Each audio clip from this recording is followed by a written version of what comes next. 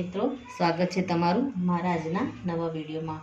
મિત્રો, આજે આપણે બનાવીશું રાજમા। રાજમા આપણા શરીર માટે ખૂબ જ સારા છે, એને આપણે ખાવા જ જોઈએ।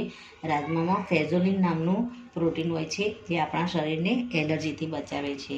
તેમાં ફાઇબર પણ પુષ્કળ પ્રમાણમાં હોય છે, તે આપણા વજનને પણ કંટ્રોલમાં રાખે છે અને પાચન શક્તિને પણ ઠીક કરે છે। તેમાં રહેલું વિટામિન, આયરન આપણા શરીરને પોષણ આપે છે, એટલે આપણે રાજમાને અઠવાડિયામાં 2 થી 3 વખત તો આપણે ખાવા જ જોઈએ। તો મિત્રો, રાજમાને આપણે ઓવરનાઇટ પલાળી દીધા છે। આપણે મોટા રાજમા જે લાલ આવે છે એ લીધા છે, એને ઓવરનાઇટ પલાળી અને હવે આપણે આને પહેલાં તો કૂક કરી દઈશું। તો મિત્રો, આપણે એને કુકરમાં બોઇલ કરીશું। તો રાજમાને આપણે પલાળી અને સારી રીતે ધોઈ અને લઈ લીધા છે। એમાં આપણે રાજમા ડૂબે એટલું પાણી એડ કરી દઈશું અને આપણે 6 થી 7 સીટી આવે ત્યાં સુધી આપણે પકવવાના છે। એમાં રાજમાના ભાગનું આપણે મીઠું એડ કરી દઈશું। ત્યારબાદ એક આપણે તજનો ટુકડો લીધો છે, એને એડ કરીશું। તેજ પત્તું એક એડ કરીશું અને ચક્રફૂલ એડ કરીશું। ત્યારબાદ એમાં આપણે થોડી હળદર એડ કરી દઈશું અને રાજમાને આપણે 5 થી 7 સીટી આવે ત્યાં સુધી આપણે એને કૂક થવા દઈશું હાઈ ફ્લેમ ઉપર। રાજમા સારી રીતે કૂક થાય ત્યાં સુધી આપણે મોટી 2 નંગ ડુંગળી લીધી છે, એને આપણે આ રીતે રફલી મોટી મોટી કટ કરી દેવાની છે। ટામેટાં પણ આપણે 2 મોટા લીધા છે, એને પણ આપણે આ રીતે રફલી કટ કરી લીધા છે। મરચાંને આપણે રફલી કટ કર્યા છે। લસણ, આદું પણ કટ કરી લીધું છે અને ધાણા આખા, જીરું, મરી અને આપણે લવિંગ લઈશું। આનો આપણે અલગ મસાલો કરીશું। હવે વઘારિયામાં થોડું આપણે તેલ એડ કરી દઈશું। એમાં આપણે જે મરી અને લવિંગ રાખ્યા છે એને એડ કરીશું। ત્યારબાદ લસણ આપણે આમાં થોડું એડ કરીશું અને થોડું આપણે ટામેટાની ગ્રેવીમાં એડ કરીશું। મરચાંને પણ આપણે આમાં એડ કરી દઈશું। આદું પણ આપણે આમાં એડ કરી દઈશું, રફલી કટ કરેલું। ત્યારબાદ આપણે લીલી હળદર અત્યારે સારી એવી મળે છે, તો આપણે એને પણ આપણે આમાં એડ કરી દઈશું। આપણું તેલ આવી ગયું છે એટલે આપણે ગેસને બંધ કરી દઈશું અને ધાણા જીરું આપણે આખા લીધા છે એને પણ આપણે આમાં એડ કરી દઈશું અને વઘારને આપણે એકવાર હલાવી દઈશું। અત્યારે બજારમાં લીલી હળદર સારી એવી મળી રહી છે અને શિયાળામાં તો આપણે આનો ઉપયોગ કરવો જ જોઈએ, એટલે આમાં આપણે લીલી હળદરનો પણ ઉપયોગ કર્યો છે, એટલે આનો ટેસ્ટ નહીં આવે પણ કલર સરસ આવશે અને થોડું આપણને હળદરનો બેનિફિટ પણ મળી રહે, એટલે આપણે થોડી આમાં હળદર એડ કરી છે। તો મિત્રો,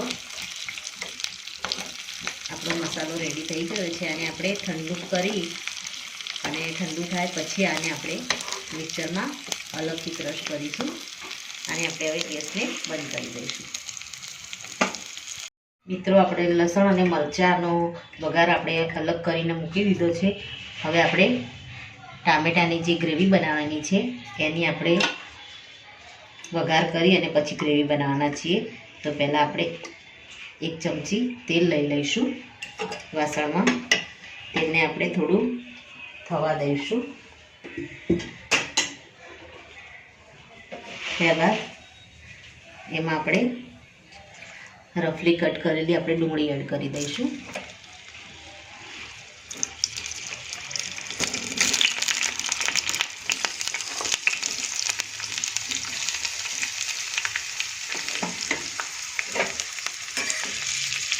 ડુંગળીને આપણે આ રીતે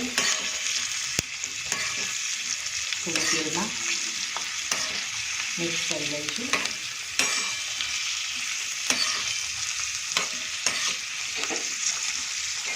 ત્યારબાદ આપણે આમાં થોડી હળદર એડ કરીશું,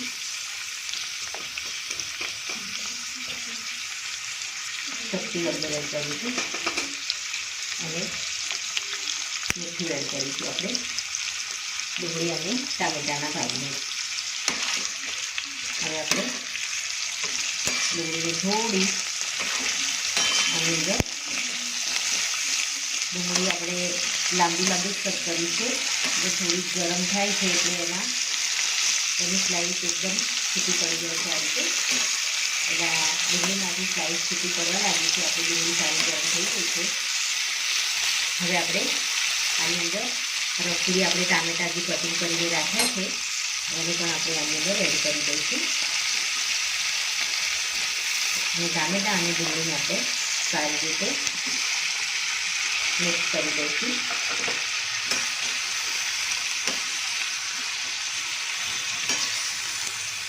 ટામેટાં આપણા થોડા સોફ્ટ થશે એટલે ઓટોમેટિક વાસણમાં બેસી જશે. ગેસને આપણે થોડી વાર ફૂલ રાખી અને આ રીતે ચલાવતા રહીશું. આપણે એમાં 1 ચમચી જેટલા મગજતરીના બી લીધા છે એને પણ આપણે આની અંદર એડ કરી દઈશું. ત્યારબાદ એક મીડિયમ સાઇઝની આંબલી લીધી છે અને આપણે ગરમ પાણીથી ધોઈ અને લઈ લીધી છે. એમાંથી આપણે ફળિયા કાઢેલા છે એને પણ આપણે આમાં એડ કરી દઈશું. ત્યારબાદ કોથમીરને આપણે આમાં ડંઠલ સાથે એડ કરી દઈશું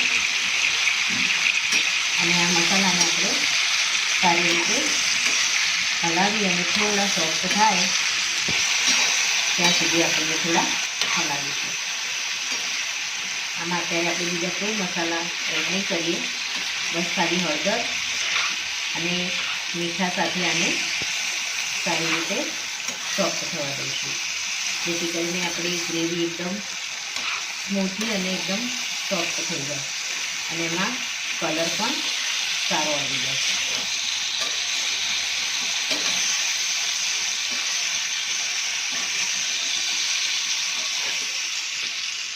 મિત્રો આપણે ધીમા તાપે 1-2 મિનિટ આને હલાવી અને સોફ્ટ થવા દઈશું.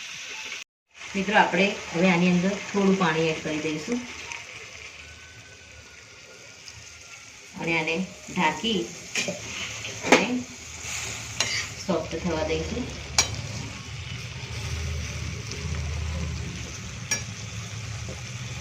એને આપણે ઢાંકી અને મીડિયમ ગેસ ઉપર આપણે આને થવા દઈશું. મિત્રો આપણે આને ચેક કરી લઈશું તો આપણા ટામેટાં અને ડુંગળી સારી રીતે સોફ્ટ થઈ ગયા છે અને એમાં રહેલું બધું આપણે પાણી જે એડ કર્યું હતું એ પાણી પણ બધું પાણીથી આપણે ટામેટાં અને ડુંગળી ચડી ગયા છે. તો હવે આપણે ગેસને બંધ કરી અને ઠંડુ થવા દઈ અને પછી મિક્સરમાં આની ગ્રેવી બનાવી દઈશું. આપણે હવે રાજમાને પણ ચેક કરી લઈશું.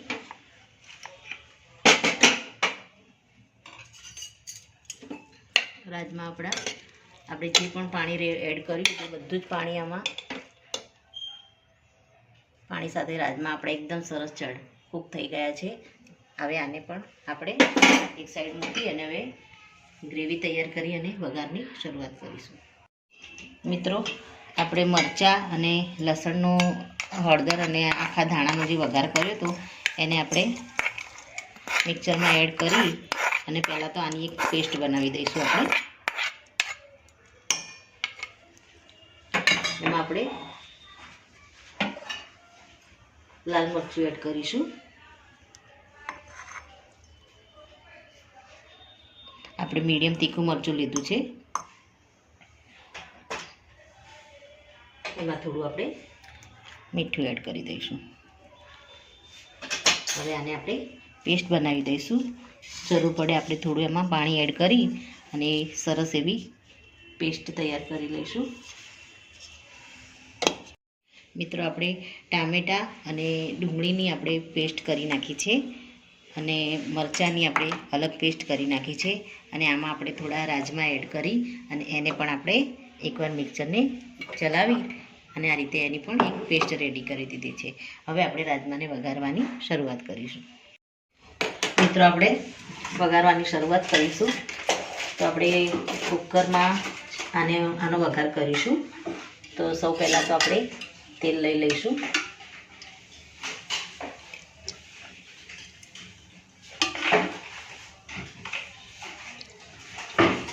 આપણું તેલ ગરમ થઈ ગયું છે. એમાં આપણે થોડું જીરું એડ કરી દઈશું. જીરું આપણું થોડું તતડે ત્યારબાદ આપણે લસણની 2 થી 3 કળી નાની ક્રશ કરીને રાખી છે એને પણ આપણે આમાં એડ કરી દઈશું. આપણે જીરુંને થોડું બ્રાઉન થવા દઈશું. આપણું વાસણ થોડું જાડું છે એટલે જીરુંને થતાં થોડી વાર લાગી છે. હવે આપણે આમાં લસણ એડ કરી દઈશું. ત્યારબાદ આપણે આમાં ચપટી હિંગ એડ કરી દઈશું. લસણને આપણે થોડું કલર ચેન્જ થાય ત્યાં સુધી થવા દઈશું. ત્યારબાદ મરચાં અને લસણની જે આપણે પેસ્ટ બનાવીને રાખી હતી એને આમાં એડ કરી દઈશું. ધાણા, મરી, મરચાં અને આદુ લવિંગ એડ કરી અને જે આપણે પેસ્ટ બનાવી હતી એમાં આપણે લાલ મરચાંનો પણ ઉપયોગ કર્યો હતો. બરાબર આપણે આને તેલમાં ફ્રાય થવા દઈશું. થોડો આપણા મસાલા ચડવાની સુગંધ આવે ત્યાં સુધી આપણે થોડું ચલાવી દઈશું.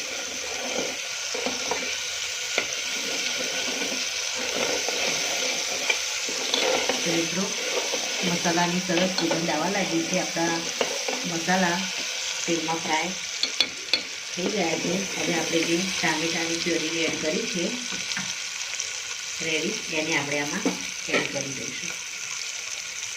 ટામેટાં અને ડુંગળી અને મગજતરી આપણે આમાં એડ કરી અને જે ગ્રેવી બનાવી હતી એને પણ આપણે આમાં એડ કરી દઈશું અને સારી રીતે ચલાવી દઈશું.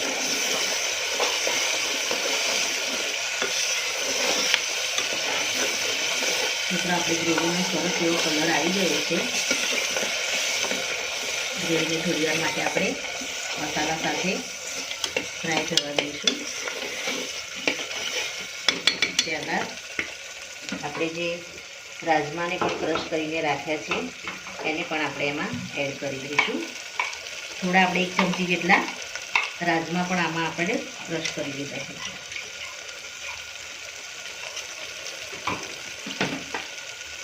એને પણ આપણે આમાં એડ કરી દઈશું જેથી આપણી ગ્રેવી છે થોડી ઠીક થાય અને રાજમાનો પણ અંદર એકદમ સરસ એવો ટેસ્ટ ગ્રેવીમાં આવી જાય.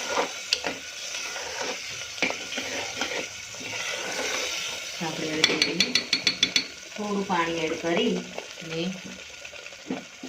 થોડી વાર માટે આપણે ચલાવીશું.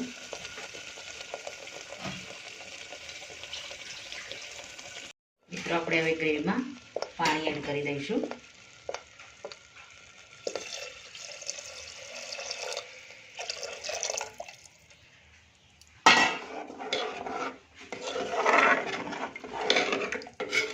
હવે આપણે ટેસ્ટ મુજબ આપણે એમાં મીઠું એડ કરી દઈશું. આપણે રાજમામાં પણ મીઠું એડ કરેલું જ છે. ટેસ્ટ મુજબ આપણે એમાં મીઠું એડ કરી દઈશું.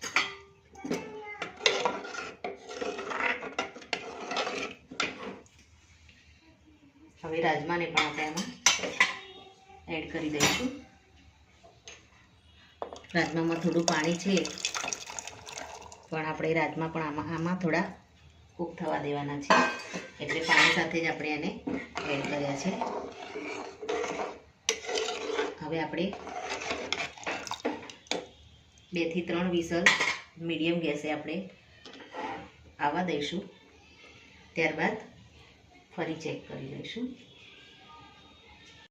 મિત્રો આપણે હવે શાકને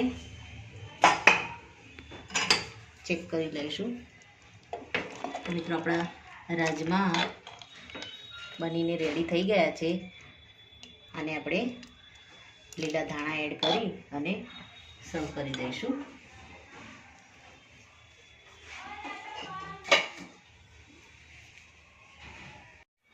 તો મિત્રો રેડી છે રાજમા. એને આપણે ચાવલ સાથે સર્વ કરીશું. આપણે ઉપર થોડું બટર એડ કરી દઈશું અને લીલા ધાણાને પણ આપણે થોડા એડ કરી દઈશું. તો મિત્રો આ સાથે મારો આ વિડીયો પૂરો થાય છે. જો મારો આ વિડીયો તમને ગમ્યો હોય તો લાઈક કરજો, શેર કરજો અને તમારી ચેનલ દેશી સ્પૂનને સબસ્ક્રાઈબ જરૂરથી કરજો અને કમેન્ટમાં જરૂરથી લખજો કે રાજમાની રેસીપીનો વિડીયો તમને કેવો લાગ્યો. ફરી મળીશું એક નવા જ વિડીયો સાથે. ત્યાં સુધી આવજો મિત્રો. Thank you.